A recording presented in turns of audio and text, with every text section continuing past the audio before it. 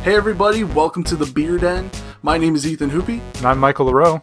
And today we are going to take a look at Bed of Nails Brown Ale from Highwire Brewing out of Asheville, North Carolina.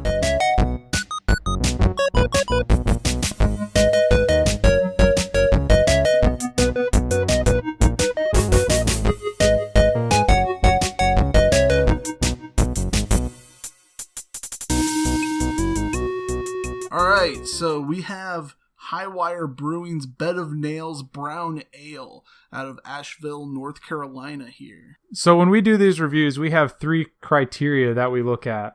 First, and this is on a 100-point scale, the first is quality, and that's going to be out of 50 points, and that's going to encompass stuff such as the mouthfeel, the taste, the aroma, clarity, all sorts of characteristics of the beer itself. Then we have, out of 25 points, the value, and we kind of broke this up onto almost like a scale of how good or bad the beer tastes compared to a baseline of $10 per six-pack. If it has a good taste and it's below $10, it has a really high value. It's going to score towards the 25-point mark. Whereas if it has bad taste and it's above $10, it's probably going to score 0 or very close to. Yeah.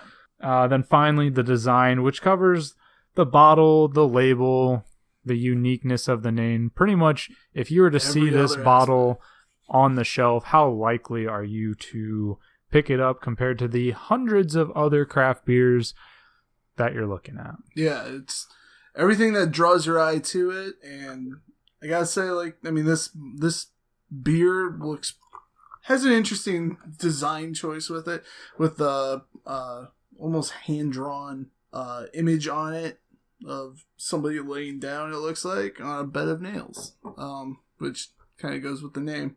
It's a very dark beer. You can't see through it at all, so... It has like a nice amber color to it. I generally, in my drinking, I lean towards the darker beers, so yeah, I'm excited for this one. It's definitely, it has like a musky kind of taste to it. It's not really hoppy. It's not bitter, really. It definitely, it's smooth, but there's a strong, it's very difficult to describe, like a strong kind of dull flavor. Okay. Yeah, to me it smells fruity, like a grape juice. And actually, I'll read the bottle here. So it says, Brown Ale, Bed of Nails is crafted as an American ode to a traditional English brown. Light hop addition balances the natural sweetness present in the specialty malt. This beer's delicate body and dry finish allow flavors of toffee and dark fruit to shine through. And that's definitely something you smell right away is the dark fruit. Like I said, kind of like a grape juice. Actually, the first time that I had this, I did not think I really didn't like it. Now with the second time, I'm actually really enjoying it a lot more.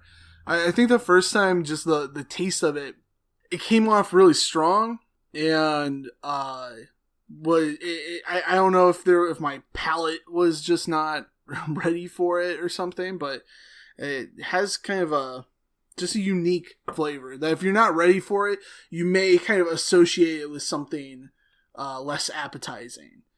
You don't get much of a hop taste to it either. It's nowhere near like an IPA, an overpowering smell. No. Yeah, you get the fruitiness of it. It says something about hops in here. Yeah, it says light hops. Light hops. So I don't know if what like a normal brown ale tastes like, but if it's just a lot more hoppy. But yeah, this is I like it because it makes it smoother. You don't have the bitterness of the hops just kind of overpowering the flavor. This is very flavorful. It's not really dry either. Like the mouthfeel of it stays moist as you drink. And some beers, they kind of just dry out as you drink it. Yeah. Once you swallow it, it's just like you almost need to get a glass of water afterwards because everything's all dried out. But it has a 6.1% alcohol by volume as well. So it's pretty decent beer. Value-wise, these were $10 a six-pack. So again, that's pretty much middle of the road baseline that we're going off of. You said these were $10? Mm-hmm. Okay. $10 for a 6-pack. And overall, I don't think the taste is too bad on it either. No. Quality-wise, I think we can give it a 38. Okay. Like I said, the mouthfeel is nice. It stayed moist. It didn't dry me out. I like that fruity smell to it. Clarity-wise, I mean, it doesn't have, like... Sometimes you can see a lot of, like, floaties and sediment in it. And this one's... You don't get that with it. It had a nice head to it. I love the color on it. It's like a deep red almost. Yeah. When you hold it to the light, you get a very slight dark amber, almost maroon. Like I said, value, good taste. It is at that $10 mark, so I'm going to give it a 20 on value. And then finally, we got design. And again, that's the bottle itself. Some beers, they have cooler bottles than others. Yeah. How cool the artwork is on the label.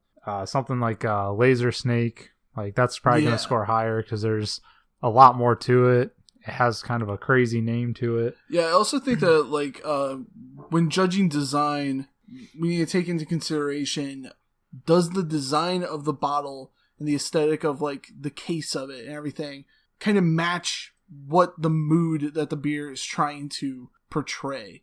And I mean, definitely for this, I think it absolutely does match what it almost tastes like. Even like just looking at the image on the front, it kind of gives you a sense of mellow. It's going to be smooth, but there's a lot of flavor. You know, thinking of like a bed of nails. It's sharp, but once you lay down fully flat, the pressure evens out. That's a good analogy. Yeah, I'm impressed with myself. So yeah, the label, we kind of hit on it a little bit. Not overly fancy, but not bad. It does look kind of hand drawn. It's very dark. Yeah, there's not a lot of color like pop to it, so I think it would kind of blend in with. It reminds me of the style that Great Lakes beer has. Yeah. So I almost think it would just kind of blend in along with those. Yeah. It's not really eye popping. And then name Bed of Nails. It makes it sound like there's going to be something daring to it. Yeah. Which I don't. I mean, I guess with maybe the light hops, it kind of has that. But it's almost like they say it's there, but you really don't get any hint of a hoppiness at all. Yeah. Yeah, for sure. There's really no, kind of like what I said before, it Bed of Nails almost implies like there's going to be something sharp about it. And I don't feel like that it has that. Right. It's a very smooth beer. It's very smooth. I don't want to go as far as to say it tastes like a cider, because I feel like that's not accurate. I don't know about, I could kind of, like, it does, like I said, that fruity taste to it. Yeah. Design-wise, though, I gave it a 15, so overall, I would rate this at a 73. How about yourself?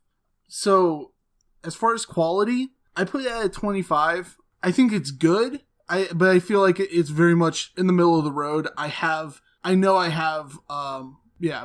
There's better beers that I've tasted. So I'm putting it right in the middle of the road. Definitely not bad, but for me, for my taste, probably I wouldn't say it's great either. So 25, which is still pretty good.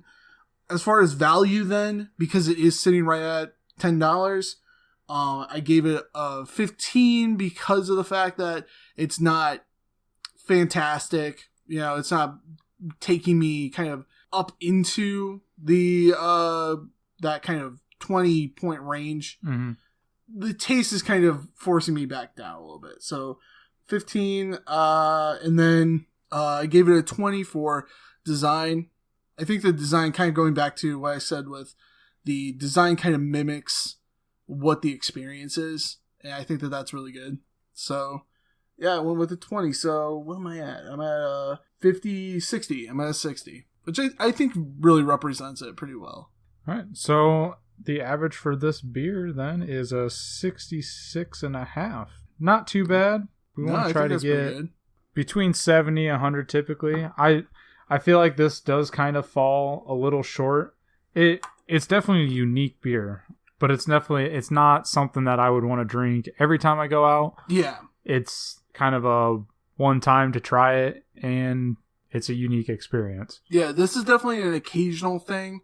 Maybe take it drink it at home when you really got nothing else to do.